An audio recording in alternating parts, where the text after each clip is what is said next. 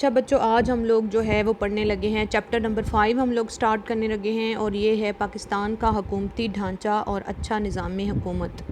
ٹھیک ہے، تو اس کے اندر پاکستان کے حکومتی ڈھانچے کے بارے میں بات ہوگی۔ پیچھے ہم نے 4 چیپٹر ہمارے کمپلیٹ ہو گئے ہیں، اور میں امید کرتی ہوں کہ آپ لوگوں نے ان کو صحیح سے پڑھا ہوگا اور آپ لوگوں نے یاد کیا ہوگا، کیونکہ اگر آپ لوگ صحیح سے نہیں پڑھیں گے اور یاد نہیں کریں گے تو آپ لوگوں کا اپنا ہی نقصان ہوگا، اور کیونکہ پیپرز کے حوالے سے تو آپ کا کورس جو ہے وہ کور ہو رہا ہے۔ ٹھیک ہے، تو اس میں ہے کہ پاکستان کی جو حکومت ہے وہ اس کو کس طرح سے ڈیزائن کیا گیا شروع میں، کہ جمہوریت پاکستان کے اندر کام کر رہی ہے، تو کس طرح سے پاکستان کا جو آئین ہے وہ کام کر رہا ہے۔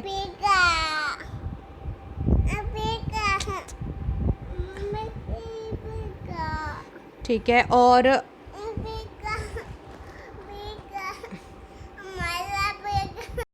اچھا تو یہاں پہ جو ہے وہ یہ ہے کہ 1973 کے دستور کے تحت پاکستان کا جو موجودہ حکومتی نظام ہے وہ کام کر رہا ہے، جس میں آزادی ایکٹ 1947 کی بھی دفعات شامل کی گئی ہیں۔ اس کے علاوہ 1956، 1962 کا دستور اور 1972 کا عبوری دستور بھی شامل ہے، اور مزید اس کے علاوہ جو ہے قرارداد مقاصد جو ہے اس کو ہر آئین میں کیونکہ ابتدائیہ کے طور پہ شامل کیا جاتا رہا ہے، وہ 12 مارچ 1949 کو منظور ہوئی تھی، جس میں اللہ تعالیٰ کی حاکمیت کے بارے میں بات کی گئی، اور اس کے صدر اور مسلمان وزیر اعظم جو ہیں مسلمان ہوں، یہ چیزیں اس میں بتائی گئیں۔ تو یہ جو ہیں اس طرح سے دستور کے اندر جو ابھی قانون چل رہا ہے اس میں شامل ہیں۔ اچھا، اور وفاقی نظام میں وفاق اور صوبوں کو دستور کے مطابق ایک دوسرے کے اوپر انحصار کرنا پڑتا ہے۔ مقننہ انتظامیہ اور عدلیہ کے معاملات اور وفاق اور صوبوں کے تعلقات دستور میں طے شدہ ہیں کہ یہ سارے آپس میں کس طریقے سے مل جل کے جو ہے وہ کام کریں گے اور ملک کا جو ہے نظام چلائیں گے، کیونکہ یہ سارے ایک دوسرے کے لیے لازم و ملزوم ہیں۔ کوئی بھی ایک جو شعبہ ہے وہ دوسرے شعبے کے بغیر جو ہے وہ اپنا کام جو ہے وہ صحیح طریقے سے چلا نہیں سکتا ہے، اور ملک کا نظام صحیح طریقے سے جو ہے وہ چل نہیں سکتا۔ قومی اہمیت کے امور مثلاً دفاع، بین الاقوامی تعلقات، کسٹم اور خزانہ وغیرہ جو ہیں وہ وفاق کے پاس ہیں، جبکہ مقامی اور صوبائی امور مثلاً تعلیم، صحت، مقامی حکومتیں، زراعت اور صنعت وغیرہ جو ہیں وہ صوبائی حکومتوں کے پاس ہیں۔ 14 اگست 2001 کو ضلعی حکومتوں کو اہم کردار سونپا گیا، یعنی حکومت نے ضلعی حکومتیں قائم کیں اور مقامی امور ان کے حوالے کیے۔ یہ حکومتیں ضلعی سطح پر عوام کے تمام مسائل کو حل کر رہی ہیں۔ وفاقی حکومت اور دیگر ادارے۔ وفاقی حکومت کا نظم و نسق چلانے کے لیے حکومت کو 3 شعبوں یعنی مقننہ، انتظامیہ اور عدلیہ میں تقسیم کیا گیا ہے۔ ہر شعبے کو اپنا اپنا کام سونپا گیا ہے، یعنی مقننہ قانون سازی کا کام کرتی ہے، انتظامیہ مقننہ کے بنائے ہوئے قوانین کو لاگو کرتی ہے، جبکہ عدلیہ ان قوانین کی توضیح اور تشریح کرتی ہے۔ پاکستان میں مقننہ کو مجلس شورا کا نام دیا گیا ہے، جو 2 ایوانوں پر مشتمل ہے۔ حکومت کو وفاقی حکومت کہتے ہیں، جو پارلیمانی اصولوں پر منظم کی گئی ہے۔ ملک کی سب سے بڑی عدالت جو ہے وہ سپریم کورٹ آف پاکستان ہے، جس کا صدر مقام اسلام آباد ہے۔ یہ عدالت آئین کی محافظ ہے۔ وفاقی حکومتوں کے اداروں کی مختصر تفصیل ہے ہمارے پاس۔ وفاقی حکومت کے اندر جو ادارے شامل ہوتے ہیں وہ کون کون سے ہیں؟ سب سے پہلے ہیں 3 ادارے جو ہیں وہ مین ہیں وفاقی حکومت کے اندر شامل ہیں۔ مجلس شورا جو کہ پارلیمنٹ ہوتی ہے، سیکنڈ قومی اسمبلی، دین سینٹ۔ مجلس شورا ہے، مجلس شورا کے اندر جو ہیں وہ قومی اسمبلی اور سینٹ شامل ہیں۔ ٹھیک ہے، پاکستان کی مقننہ کو مجلس شورا کہتے ہیں، جو 2 ایوانوں پر مشتمل ہوتی ہے، ایوان زیریں یا قومی اسمبلی اور ایوان بالا یا سینٹ۔ سب سے پہلے قومی اسمبلی جو ہے وہ ایوان زیریں یا قومی اسمبلی کی ہم بات کرتے ہیں، تو قومی اسمبلی کے ارکان کی تعداد 342 ہے۔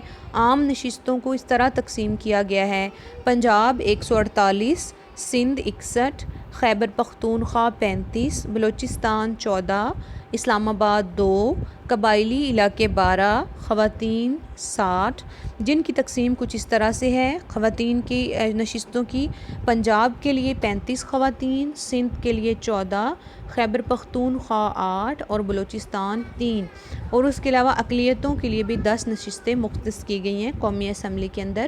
قومی اسمبلی کے ممبران ان کا انتخاب 5 سال کے لیے بالغ رائے دہی کی بنیاد پر کرتے ہیں۔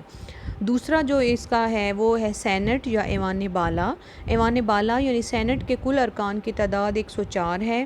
سینٹ میں صوبوں کو برابر نمائندگی دی جاتی ہے، یعنی ہر صوبے سے 22 بشمول ٹیکنوکریٹ خواتین اور اسلام آباد سے 4 بشمول ایک عالم دین اور ایک عورت، قبائلی علاقوں سے 8 اور 4 اقلیتی ارکان کا انتخاب ہوتا ہے۔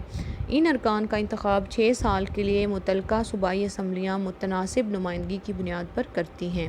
ان میں 1/2 ارکان ہر 3 سال کے بعد ریٹائر ہو جاتے ہیں اور ان کی جگہ نئے ارکان کا انتخاب ہوتا ہے۔ اسلام آباد اور قبائلی علاقوں کے ارکان کا انتخاب قومی اسمبلی کے ذریعے ہوتا ہے۔ مجلس شورا کے کیا کیا فرائض ہیں؟ سب سے پہلے مجلس شورا کے 2 ایوانوں کو قانون سازی میں برابر کے اختیارات حاصل ہوتے ہیں، لیکن مالی امور میں قومی اسمبلی زیادہ بااختیار ہے، یعنی بجٹ کی منظوری صرف قومی اسمبلی کا کام ہے۔ مجلس شورا کے فرائض درج ذیل ہیں۔ نمبر 1، قانون سازی، قانون بنانا۔ مجلس شورا ملک کے قانون بناتی ہے۔ دونوں ایوانوں کو اس ضمن میں برابر کے اختیارات حاصل ہوتے ہیں، یعنی ایک بل ایک ایوان کے پاس ہونے کے بعد دوسرے ایوان کے پاس جاتا ہے، یا اگر دوسرا ایوان مخصوصہ بل کو پہلے پاس کرتا ہے تو وہ پہلے ایوان کے پاس منظوری کے لیے آ جاتا ہے۔ وفاقی امور کی لسٹ میں مجلس شورا کو قانون سازی کا پورا اختیار حاصل ہے۔ مشترکہ امور کی لسٹ میں سے بھی وفاقی پارلیمنٹ قانون بنا سکتی ہے۔ انتظامیہ کی نگرانی، مجلس شورا انتظامیہ پر کنٹرول کی مجاز ہوتی ہے۔ وزیر اعظم اور اس کی کابینہ پارلیمنٹ کے سامنے جواب دہ ہوتے ہیں۔ وقفہ سوالات کے دوران وزراء انفرادی یا اجتماعی طور پر سوالات کے جوابات دیتے ہیں۔ وزیر اعظم اور اس کی کابینہ اس وقت تک اپنے فرائض سر انجام دے سکتے ہیں جب تک انہیں مقننہ کا اعتماد حاصل ہوتا ہے۔ مالیاتی اختیارات، پارلیمنٹ کا ایوان زیریں یعنی قومی اسمبلی ہر سال بجٹ پاس کرتی ہے۔ پارلیمنٹ کی منظوری کے بعد حکومت قومی خزانے سے 1 پیسہ بھی خرچ نہیں کر سکتی۔ اس طرح حکومت کو نئے ٹیکس لگانے یا ٹیکس کو ختم کرنے کے لیے پارلیمنٹ سے منظوری لینی پڑتی ہے۔ عدالتی اختیارات، پارلیمنٹ کے دونوں ایوان سپریم کورٹ کے ججوں کی تعداد مقرر کرتے ہیں۔ اس کے علاوہ ان کی سروس کے متعلقہ امور کی بھی منظوری دیتے ہیں۔ انتخابی اختیارات، مجلس شورا کے دونوں ایوان مل کر صدر کا انتخاب کرتے ہیں۔ وزیر اعظم کا انتخاب قومی اسمبلی کرتی ہے۔ اس کے علاوہ اسپیکر اور ڈپٹی اسپیکر کا انتخاب قومی اسمبلی اور سینٹ بالترتیب کرتے ہیں۔